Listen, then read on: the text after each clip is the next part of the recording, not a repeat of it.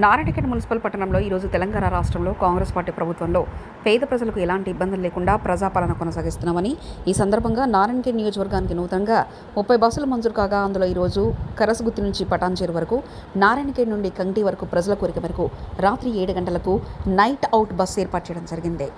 నారాయణఖేడ్ నుండి జహీరాబాద్ వరకు వెళ్లే బస్సులను నారాయణఖేడ్ శాసనసభ్యులు డాక్టర్ పట్లోల సంజీవ్ రెడ్డి ప్రారంభించడం జరిగింది. అనంతరం ఎమ్మెల్యే మాట్లాడుతూ నారాయణఖేడ్ నియోజకవర్గానికి బస్సులు అవసరమని, ప్రజల ప్రయాణానికి ఇబ్బందిగా ఉందని గౌరవ తెలంగాణ శాఖ మంత్రి పొన్నం ప్రభాకర్ గారిని అడగగానే వారు సానుకూలంగా స్పందించి నూతనంగా 30 బస్సులను నారాయణఖేడ్ నియోజకవర్గానికి మంజూరు చేయడం జరిగింది. దాన్ని కూడా మళ్ళీ పునరుద్ధరించుకుంటా ఉన్నాం. గత ప్రభుత్వంలో ఒక బస్సు రాకపోగా అన్ని సర్వీసెస్లో అన్ని రూట్లకు కూడా సర్వీసులు బంద్ కావడం జరిగింది. ఒకటొకటిగా మళ్ళీ మనము బస్సులు రావడం వలన అన్ని రూట్లలో కూడా అందరికీ ఆర్టీసీ అందుబాటులో ఉండే విధంగా మేమందరం కృషి చేస్తూ ఉన్నాం.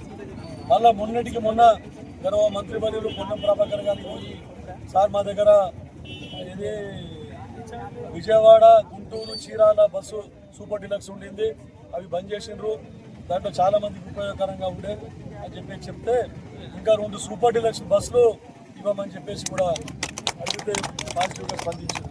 అదే కాకుండా చాలామంది ప్రయాణికులు ఇప్పుడు తిరుపతికి పోవడం జరుగుతూ ఉంది.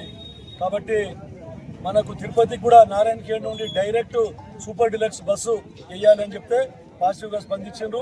దానికి కూడా మనకు సూపర్ డీలక్స్ బస్సులు 2 ఇవ్వడానికి సానుకూలంగా స్పందించారని చెప్తారు.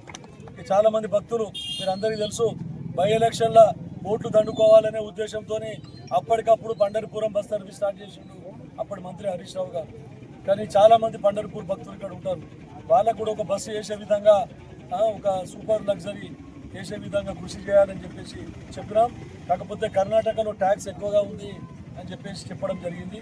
దాన్ని కూడా అతి త్వరలో ప్రభుత్వంతోనే ఒకవేళ సంప్రదించి మంత్రివర్యులు పొన్నం ప్రభాకర్ గారితో సంప్రదించి కర్ణాటక కూడా బస్సు వేయించే విధంగా, పండరిపూర్కి వేయించే విధంగా కృషి చేస్తాం.